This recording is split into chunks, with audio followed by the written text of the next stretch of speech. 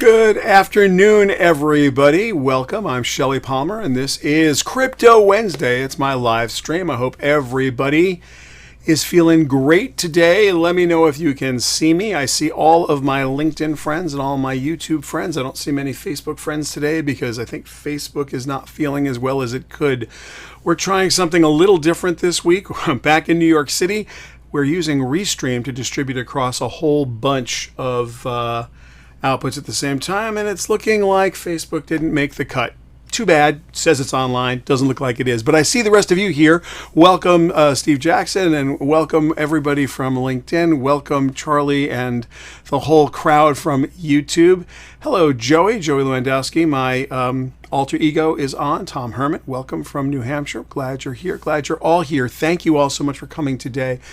Today is Crypto Wednesday. There's so much going on. It is like the craziest day. Yesterday, there was a crypto crash that made May look like a walk in Disney World. I just could not believe what happened to crypto prices yesterday. It was insane. We saw ETH going down near below $1,800. It was clipping in the high 1770s and 80s, and then Bitcoin was down in the under $30,000 for most of the day. It was nuts. Hello, David Hool from Sarasota. Welcome. And welcome, Jorg from Germany. And welcome, Daria. Where are you from? It's a fantastic name. My pronunciations, I'm doing the best I can. Mary Beth, welcome from San Diego. Glad you're all here today. So yeah, wow. The crypto prices, just horrifying. We had now this morning, or right now, what do we got here? We got 31,988 for Bitcoin and $1,970 for Ethereum. So this is all back to where it was, bouncing around.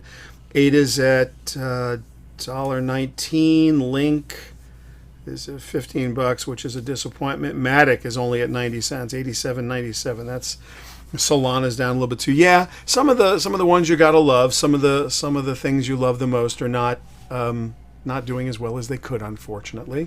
But anyway, enough of that silliness, because look, the thing I want to start with today actually is, do crypto prices actually mean anything? That's a question.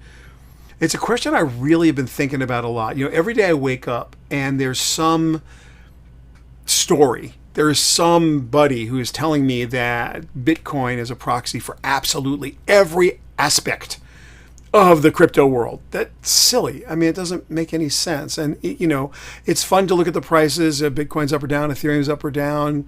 The market yesterday, for those who were not holding for a long time, hodlers, as they like to call themselves, if you weren't hodling, yesterday was a nasty day, because if you were the kind of person who could get taken out of the market, you got hurt yesterday. Hello, Scott Moss. Welcome.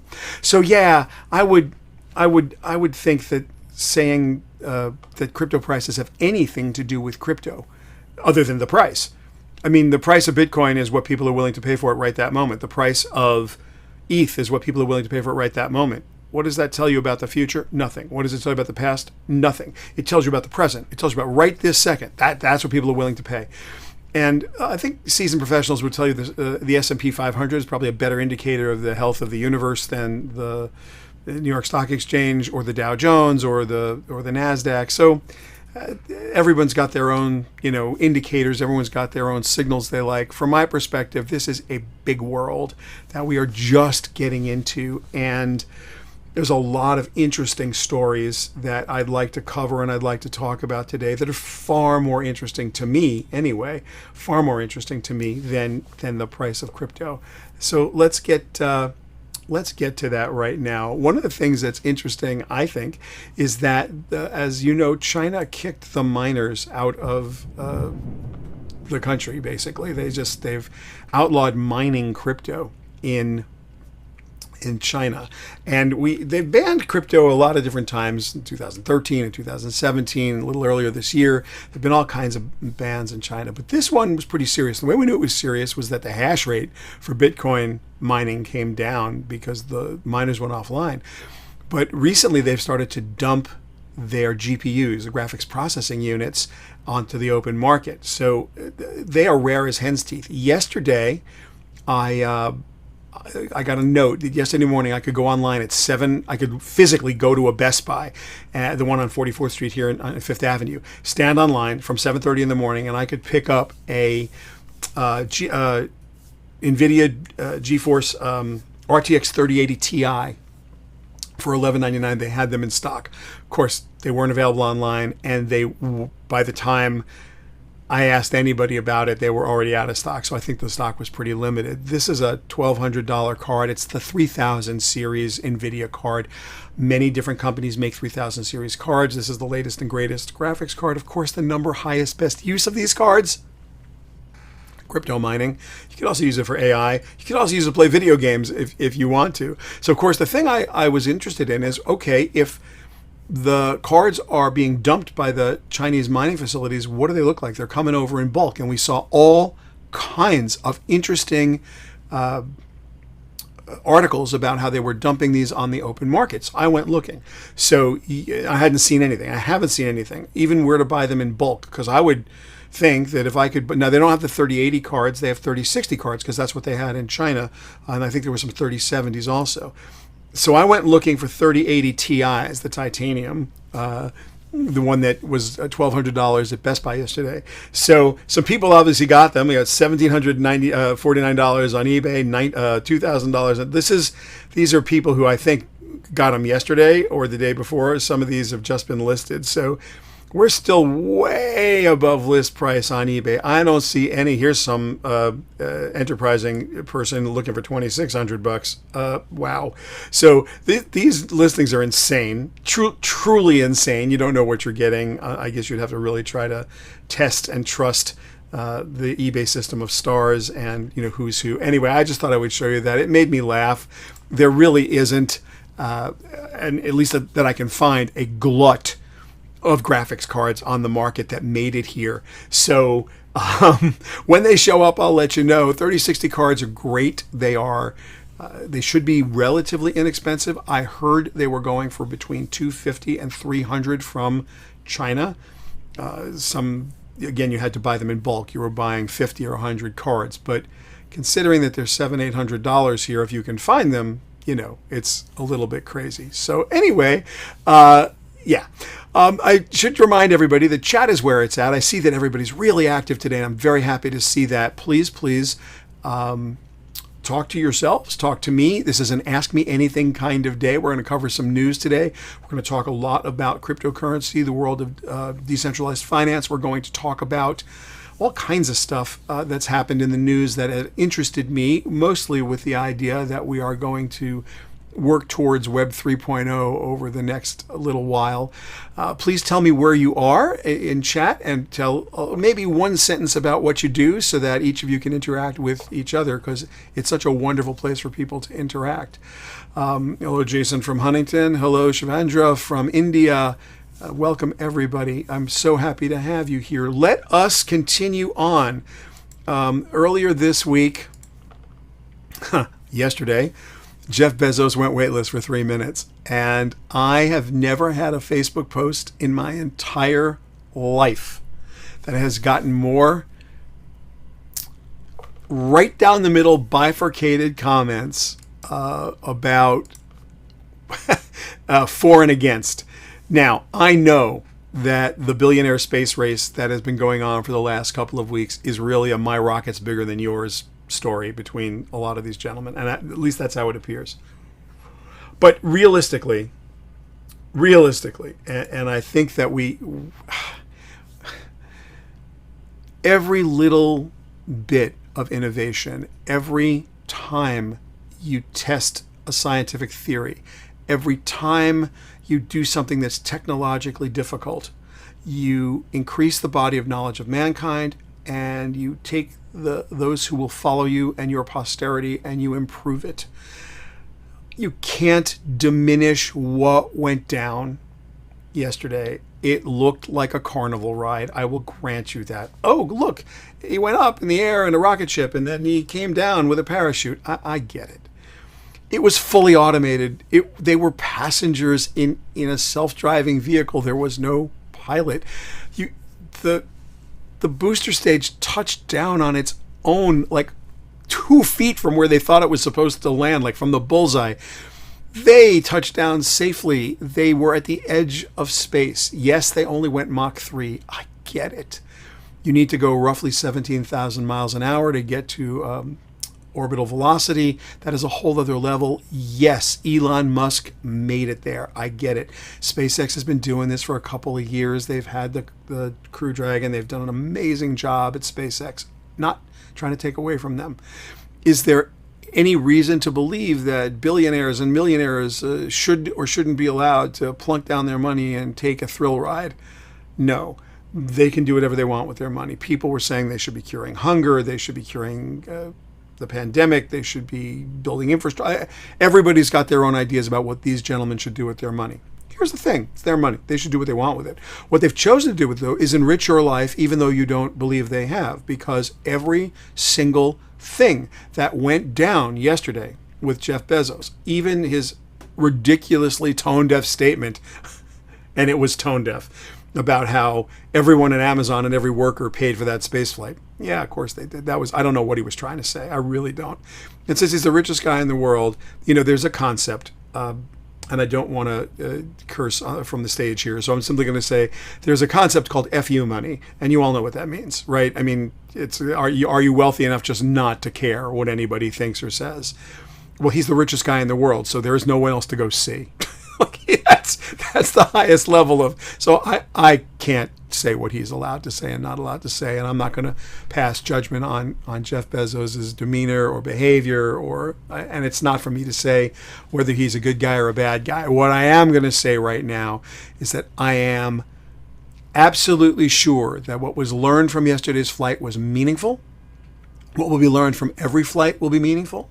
That every success and every failure will teach us something about what human beings can and can't do, what machines can and can't do, what man-machine partnerships are capable of, where automation begins and where we end, and where the human-machine fusion that we have leveraged since we basically discovered how wheels work and how levers work.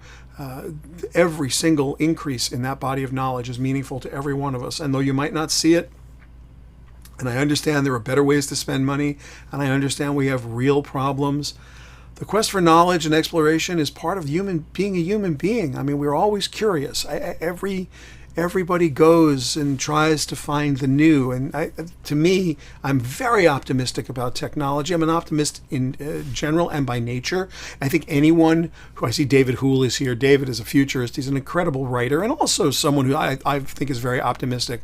A lot of the people who deal in the world that I deal in, by just the definition of who we are, optimistic about the future, because you hope that we will be able to have a better life, not just through the technology that we invent or that empowers us, but by learning enough and getting enough wisdom and enough knowledge from using that technology that something valuable happens. So I hope you will look at that space flight in the way that I'm looking at it. I know there are plenty of things to spend money on. I'm not arguing that point. This is a good use of funds. Was it a good use of everybody's time to send that group up into space? I'll tell you what you should do. There's a great story about Thomas Edison and when he invented the phonograph. I'll take a second, just if you haven't heard this story, I will try to do it justice. I am a giant Thomas Edison fan. I have one of his original phonographs and several other inventions that I was able to pick up original pieces of. I'm always looking for those antiques. It makes me happy. It's one of those things that just sparks joy in my life. I don't know very much about Thomas Edison, the person, because he died before I was born, but he did change the world in which we live. And there's an amazing story about the phonograph. As it turns out that Alexander Graham Bell beat Thomas Edison to the patent office and patented the telephone. And this made Edison quite angry, and he didn't really know what to do about it. So what he did was he decided that there was a shortcoming with voice communication. Now, prior to the telephone being invented, And everyone thought it was just going to be a business tool because it was so expensive and required so much technological infrastructure to set up. They assumed this was only going to be for business. All business communication had been in writing forever. And so what Edison did was he decided that there must be a business. If there's a business in the telephone, there must be a business in somehow making a record of a telephone conversation that could be used in a business setting. So the phonograph was invented not for music, not the way we use the phonograph. It was invented to make recordings of telephone calls and keep them as records of business conversation, business correspondence. It wasn't for 22 years after the phonograph was invented that anyone started to use it for anything other than that. But no one knew what a phonograph was. There's that wonderful Asimov quote. I think is it Asimov? You'll correct me if I'm wrong. It's either Asimov or Arthur C. Clarke, but I think it's Asimov that said that any technology sufficiently advanced is indistinguishable from magic. Tell me if it's Asimov or Clarke. I think it's Asimov. I'm almost positive. I'm not going to look it up while we're talking. You will tell me. But the phrase is right. No one had ever heard anyone but a ventriloquist throw their voice. So no one knew what a phonograph was. What was weird is if you spoke Chinese into it, it spoke Chinese back. If you spoke Latin into it, which was a dead language even when the phonograph was invented, it spoke Latin back. No one had heard their own voice recorded. The concept of a recording didn't exist. Thank you, David Houle. I thought it was Asimov. That's where I went first, but the brain goes quickly. So in the spirit of Edison-like showmanship, true Edison-like showmanship, he decided to put up a sign that says, you pay 25 cents to fool the machine. You come up, you speak it, anything into it, it's going to repeat it. Doesn't matter what it is, doesn't matter how eclectic it is, whether it's a song or a language that hasn't been spoken on the earth in thousands of years, it doesn't matter.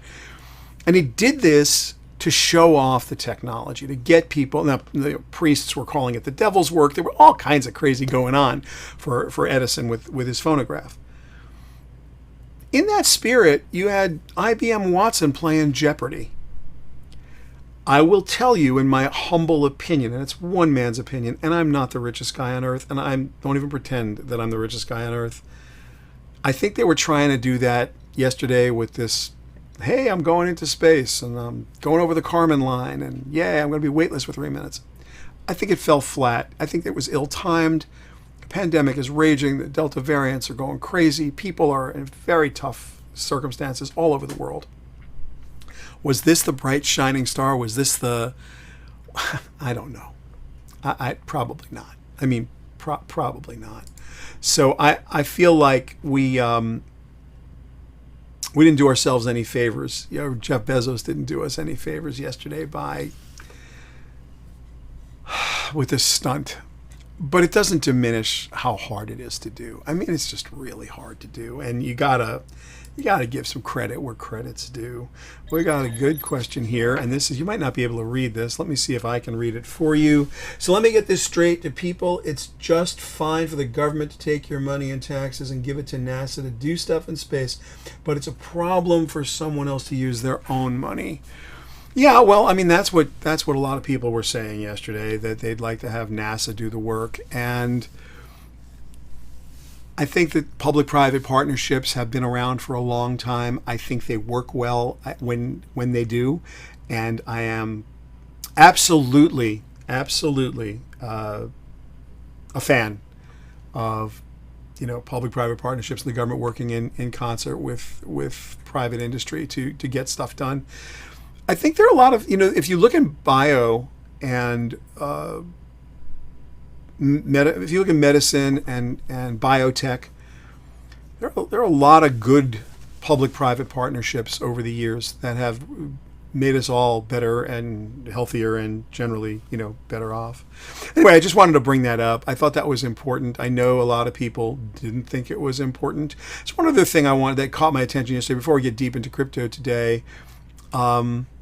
Yeah, Wally Funk gave it flight 2 stars out of 5. Yeah, it was definitely a 2-star flight, definitely. One other thing happened. This is from the 19th, day before yesterday.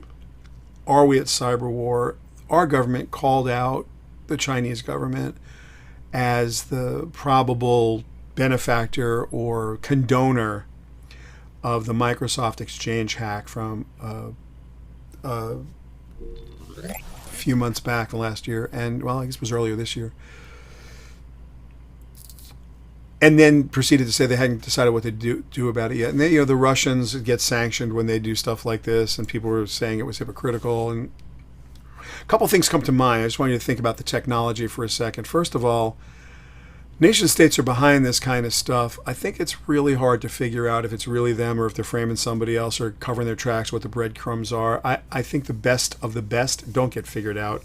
There are some attacks that we have been made aware of only partially because they're so deep and they're so sophisticated that people don't actually know. SolarWinds is a good example of that. A lot of people just literally won't talk about how deep and hardcore that hack was, and what you hear about the Exchange server part, but you don't really hear about how far and wide that, because I don't think anybody knows.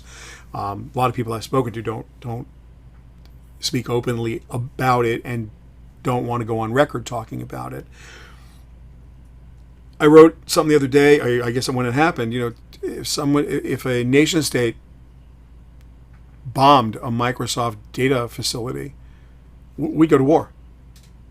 If it was identified as China or Russia or something, we declare war. No one's lives have been lost here, at least not that you can tie directly back to these hacks, not yet.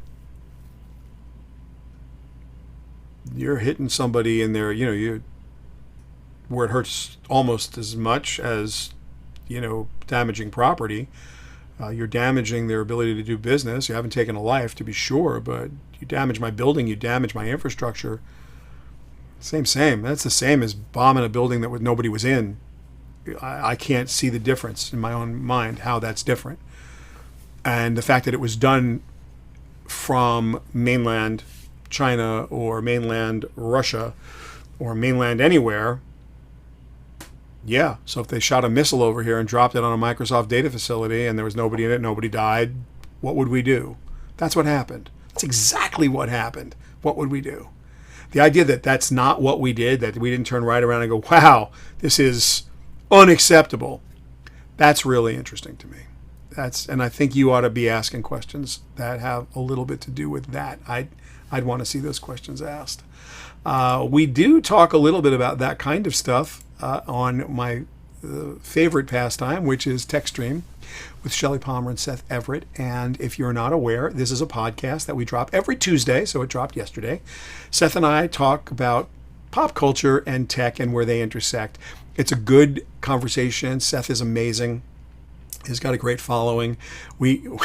He's sort of in the sports world, and he's in the pop culture world and the Comic-Con world. And I'm a fan of those kinds of movies and sort of a sci-fi fan too. We talk tech. We talk, everything from Marvel Comics to Star Wars to technology, media, marketing, sports. It's kind of an all-in, just a fun place to spend 20, 30 minutes. I hope you'll join us. It's available on Apple Podcasts, Spotify. You can find it at Amazon and Google Play. So wherever fine podcasts are sold, and while you are found, and while you're at it, all of you today are welcome to join us on TechStream. On pgx.tech.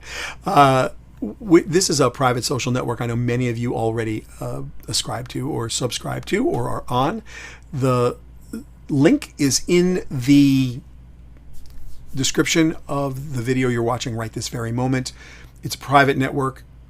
All we talk about is technology, media, marketing, some politics, crypto. Very smart people, always having good conversations. It's invitation only, but if you're listening to this particular live stream, there's a very good chance that you're exactly the kind of person we'd love to have join us, and you will enjoy being there and meeting people who are just, into what you're into. And just before we get into what I want to get into today, I'll also just throw out the idea that my book, the recent book, now it's about a month old, Blockchain, Cryptocurrency, NFTs, Smart Contracts, An Executive Guide to Decentralized Finance, is now available in paperback. The paperback is outselling the ebook like 4-1, which I can't believe, but I'm happy that it is, and I appreciate all of you who have supported it, and I hope that you will continue to do so. It's really been an extraordinary experience. We're getting a lot of nice feedback from that, and I would absolutely appreciate it if you would tell your friends if you've read it. Leave a review if you can. We like that too. All right, getting into crypto. A couple of things happened this last week or so that I think are pretty hardcore. Here we go. Uncle Sam wants your crypto. This should have everybody's attention for a minute. We now have seen a new IRS report. We have a pretty good science in the new Biden tax plan, the empowerment to the IRS to go out and find new money, because clearly the government's printing some, so they're going to go, the IRS's middle name, as you know, is revenue, so they're coming for everything they can come for.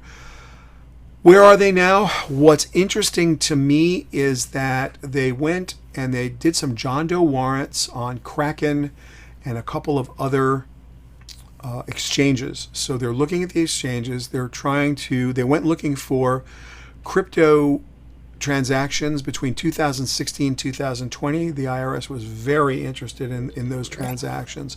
So I think a lot of people don't even know how to, I apologize, I didn't mean to put that back.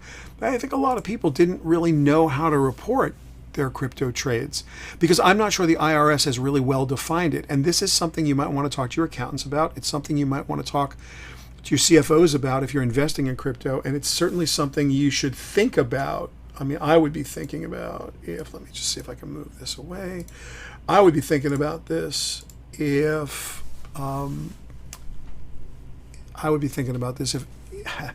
if I had any crypto holdings of any substance.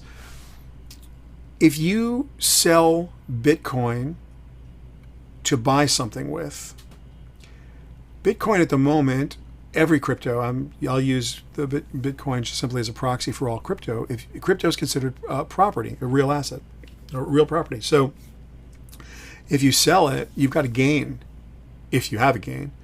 And then you buy something with it, that's an expense. So what happened? If you actually don't trade that crypto for a different currency, if you were to purchase in crypto, do you have to pay tax on the step-up price between where you bought it, first in, last out, last in, first out, however you're doing your accounting, and then what you bought? So did you sell an asset and then do you have an expense to offset it? That's a valid business expense. None of this is clear in the tax code because of the way that they treat crypto. So I would urge you to, now that we've seen the IRS kind of say, well, we're coming and we're going to do all this stuff. It's like, whoa. Some definitions, folks, that would be great. When is crypto an asset that is subject to capital gains or whatever? What is if you mine crypto, what happens to it then, and how do you plan to tax it?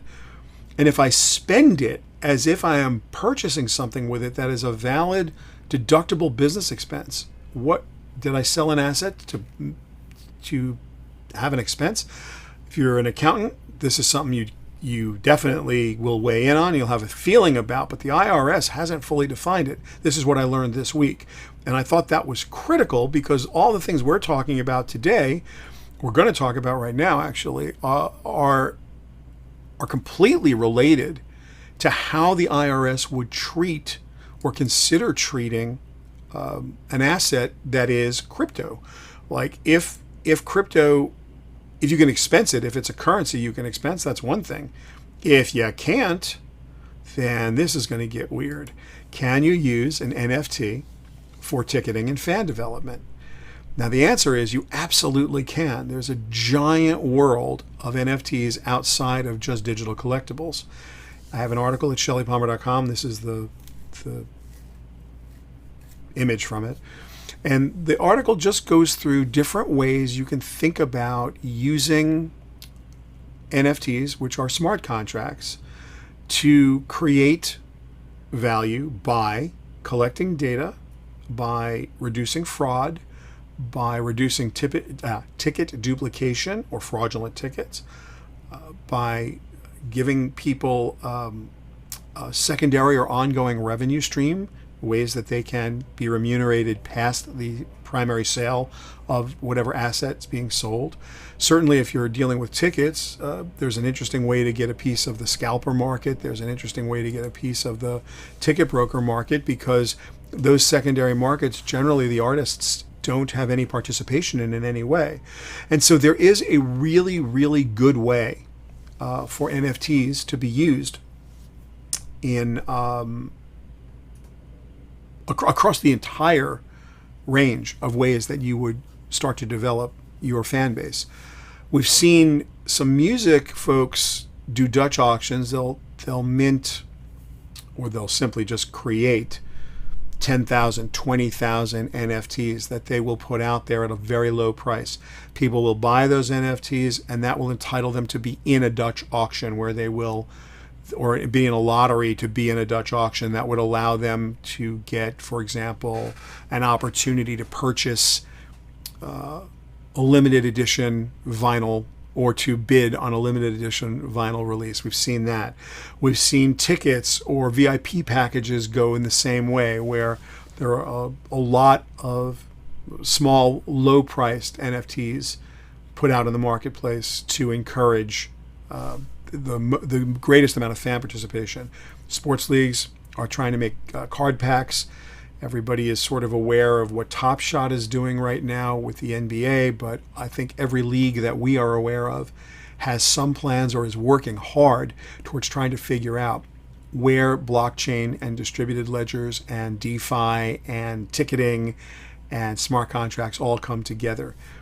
It's a brave new world. There are a couple things that we do know that I think make this critically a critical time. One is that most people don't have digital wallets. And by show of chat, if you have a digital wallet, I'd love to know. And you can email me. You don't need to just tell me about it. You can email me at Shelly@ShellyPalmer.com. I'm totally happy to hear from you, and I would encourage you to send me an email. I'd love to know about your experience with NFTs. Are you a collector of them? Are you a purchaser? Are you going long? Is it speculative? Are you doing it for the sheer joy? Have you had any experience with NFT tickets? Totally happy and to hear from you, and I'd really welcome the opportunity to discuss with you any of the stuff that you're doing with respect to all the range of things you can do with a smart contract. And so no, we don't have a new question. That's the old question. So at the end of the day, what I'm interested in mostly is how we're going to get normal people to go from where we are right now, which is you need a 12-word seed phrase, a 24-word seed phrase every time you make a transaction. If you're on a currency exchange that is centralized, they're telling you, are you sure you want to take your currency and move it? Because it could. They're doing everything they can to discourage you from making a mistake, which is great, but they're also discouraging you from just transacting, because they make every transaction that much harder. There's friction everywhere. Not saying there shouldn't be. It's a complex system. You can send your crypto to the wrong place. I have heard just this past week, got several emails from people who said to me that they had sent their Ethereum-based currency to the wrong kind of wallet, meaning they thought they were sending something different. They named the coin improperly. One person made a giant mistake with wrapped ETH versus regular ETH, thought it was the same thing, didn't realize it wasn't, and $2,500 of theirs went completely missing, like unfindable. They couldn't get it back. They didn't know where it went. It just went literally into nowhere. And they were heartbroken. It's a lot of money. They also made the mental error of thinking that wrapped ETH and ETH were the same. Folks, if there's an extra letter in the name of the currency, it's not the same. Could look like it. It's not the same, right? USDC and USDT are not the same. They just aren't. So WETH and ETH, not the same thing. Like, no, they're not. So be careful. But because of these dangers, people are not doing this at any scale. So one of the things we have to figure out, and one of the things a couple of companies I'm working with have figured out, is how to let people just use a credit card and just transact business the way they normally transact business. And then there are these proxy wallets. Well, you've got to write the business logic into your tool sets for that. If you're going to use NFTs, you're going to have to write the construct that says, all right, you can come here with a credit card or PayPal or whatever it is you want to use. We are going to go ahead and do the NFT transaction or the smart contract transaction or the blockchain transaction literally behind the curtain. We're going to proxy everything for you. If you want to take it, if you want to take custody, we'll let you take custody of your NFT, of your coins, of whatever it is.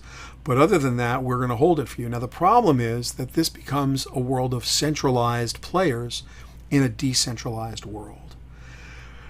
This is the big question I have been asking everyone, everywhere, for months now. Do you care about decentralization? You personally, not hypothetically. Would you care if Coinbase was fully decentralized or if Coinbase was centralized the way it's centralized? If you are using an exchange like Coinbase or Coinbase Pro, or if you're using any of the centralized exchanges, are you using the centralized exchange because you feel it's more convenient, because it's safer? And how many of you out there are using decentralized exchanges? I would love to hear how many of you are on DEXs and what kind of swap work you're doing, or are you swapping currency out in the no man's land where there's no one to go see and nothing to ask about? These are questions I would love you to answer for me. We've got this one page you may enjoy going to. This is our blockchain resource page. What I've got there is a link to a database that I've put together, which you are welcome to contribute to by simply sending me an email, or inside that page is a way for you to contact us. We're trying to get together all the really interesting DeFi projects, all the interesting blockchain projects, just trying to do everything we can just to get a good resource going where people have some personal experience and can write a little bit of a review and talk to us about what they've done. So it's a block.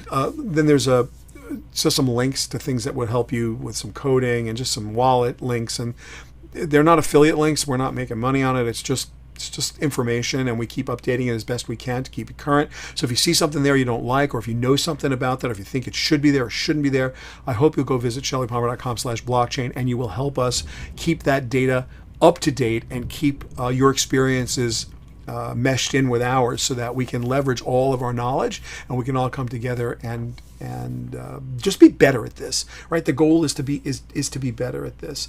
And speaking of things that make you better, if you're not a salon goer, on Tuesdays, Wednesdays, and Thursdays, we do 3 salons at shellypalmer.com. They're online, they're on Zoom. All you need to do is go to shellypalmer.com/salons to sign up. We've got technology, media, marketing, new tech, and on Wednesdays, Women Championing Women, which is a wonderful female empowerment and women's leadership group. These are great salons. They start at 11 o'clock, 11:05. They go to 11:30. They're moderated. There are breakout rooms. You're going to meet some people. You're going to introduce yourself. You'll learn a little, teach a little, do some business. I hope you'll join us there. It's really super fun. And again, to get the most out of this, go ahead and email me any questions you want to email. If you got a blockchain project, you got something I want to know, you want to know, just let me know. This is a absolute time of exploration, and there are a lot more questions than there are answers, and every day we learn something new. I literally feel like if I'm not reading every morning for a couple of hours, I'm way behind it. So yeah, David Hulan, Coinbase, I see that, everything in one place. I'm going to advise strongly against that and tell you to get yourself some hardware wallets and pull something out of there. And Coinbase has a vault that works pretty good, the Coinbase vault. Be really careful about putting. I don't care what the crypto exchange is. No one is immune right now, and you are your own bank and your own security guard. So for what it's worth, and I'm not here to tell you how to be David Hool, because you're awesome, but just careful. I don't like eggs in one basket. I don't like all crypto in one exchange. I think that's dangerous. There are some good exchanges out there. Binance is getting yelled at by the Chinese government, and they're having some trouble with regulatory around the world. So you might, and Binance you really can't trade on from the United States very easily. There's Binance US, which is not available in every state. So you have to check and make sure that that they've passed regulatory in your state if you're going to use Binance. But there are other exchanges out there. Kraken is also a good exchange. FTX, can't really trade there everywhere, but they're tradable. So I think you'll have some good experiences. Also, hardware wallets are critical. They're just critical. I mean, you got to get your stuff off of the. You follow me. Where should you go? You can put some stuff in Kraken if you try. I only leave crypto where I'm trading. Everything else goes in a hardware wallet. It's my personal practice. I don't leave my crypto online ever. And I don't have thoughts about Voyager Digital. Thank you, Doug Haas. No, I don't have thoughts about it. So I apologize. I don't know enough about it to give you a learned opinion. But what I will say is those of you who are hardware wallets, the two that I like the most are Ledger and Trezor. By the top of the line in each one, get them only from the official website. Do not get them from anywhere else. Go directly to Trezor, go directly to Ledger, buy the wallet from them. They're both overseas. They come in a couple of days, and that's what you do. The smaller Ledger, Ledger Nano isn't big enough to hold more than a couple cryptocurrencies. It's like expensive for what it is. Go for the top of the line because you actually get to put more cryptocurrencies in it, different ones. And Trezor also, if you are a Cardano person, Ledger is going to be easier for you than Trezor. Trezor puts you in an online ADA wallet that they kind of keep a log of. It's not exactly keeping it offline.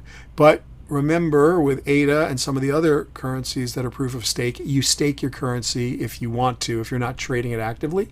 And staking your currencies will either pay you interest or some kind of reward or dividend over time. So yeah, you would unquestionably want to have one of each of those wallets, not just one or the other.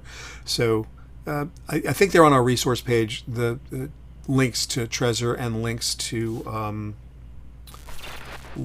Nano.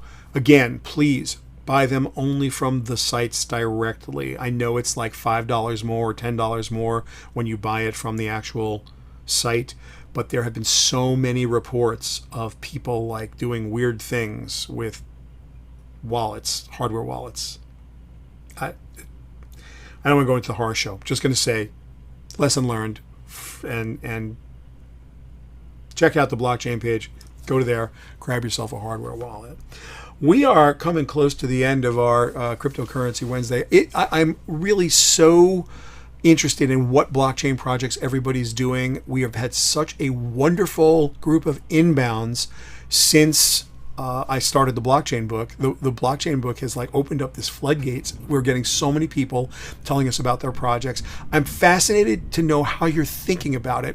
We don't have the time or bandwidth to take as many projects as we're being offered, and we can't go on as many advisory boards as I'm being asked to go on. That's really not what this is about. What I am fascinated in is the way everybody's thinking about this, because this is like the coolest time. We did a little bit of Web 3.0 last week. We'll do a little bit of Web 3.0 next week. And I want to talk a bit about next week about some of the more interesting ways that Web 3.0 empowered, or I should say enabled websites are coming to be. I don't think a normal person will be able to tell the difference between a Web 3.0 website and a Web 2.0 website if it's done right. But the power of the two are really, really different. So look, everybody, if you can, send an email, please send an email. If you can tweet something, that'd be great. At Shelly Palmer, you can DM me if you guys use Twitter. Folks on LinkedIn, feel free to follow me on LinkedIn or just try to connect. That's great. YouTubers, hit the like and subscribe if you feel like it. If not, just send me an email. It's all great. Anyway, folks, I want to thank you This is my favorite time every week. I love the chat. I love all the inbounds. I really appreciate you spending this time with me. It's so cool. So look, have a great week. Stay safe. The Delta variant apparently is nasty, so try and stay out of its way. And I'm very much looking forward to seeing all of you next Wednesday right here, 12:15 Eastern, for another episode, if you will, for another session of Crypto Wednesday live stream. Thanks so much, everybody. Take care and stay safe, please.